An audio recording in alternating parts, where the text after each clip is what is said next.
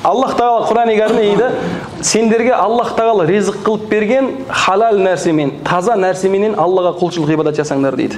Құлшылық ғибадат жасау, құлшылық ғибадат жасау ол халал нәрсемен болады, таза нәрсемен болады, дұрыс нәрсемен болады. Мысалы, зекет беру ол халал ризық несібеден болады. Садақа беру ол халал ризық несібеден болады. Қажылыққа келу, умраға келу де дәл солай халал жолмен болады. Өкінішке орай қазіргі таңда елімізде мынау умраға барушылардың саны көбейгенінің нәтижесінде болар, түрлі жолдармен адамдар әр нәрсеге умра тігіп кетті. Мысалы, өткенде бір көріп қалдым, лотерея ойнатып жатыр. Ұтқанға не береміз дейді? Ұтқанға умра береміз дейді. Лотерея ол шариғатта харам нәрсе ол.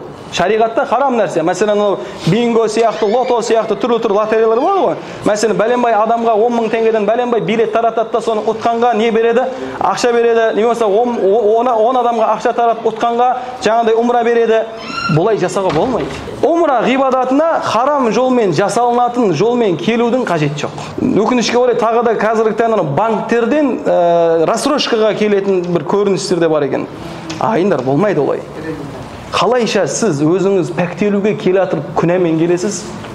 Қараңызшы, өзіңіз пәктелуге келесіз, осы жаққа Құдайға жақындауға келесіз да, Құдайдан ұзақтататын нәрсемен келесіз мына жаққа қарай.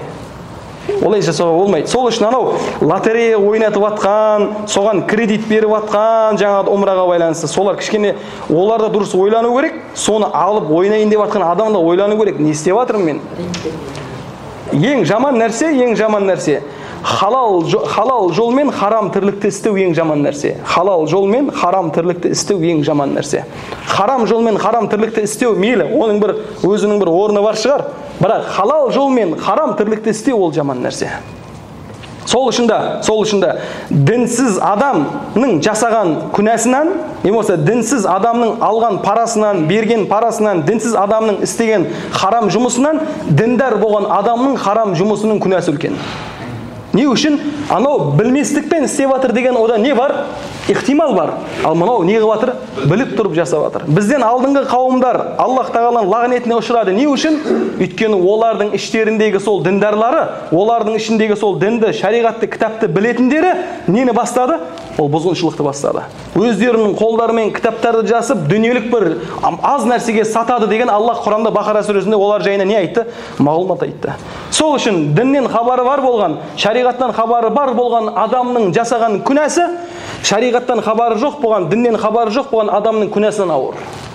Оған адам сақ болу керек. Және де бұл умраға, бұл құлшылық ғибадатқа, ол зекетке, ол садақаға, ол мешітке бір жұмыстарға бұндай харам жолмен жасалынатын ақшалар тауып істеуге ол дұрыс емес. Оны сауап болмайды, өкінішке орай.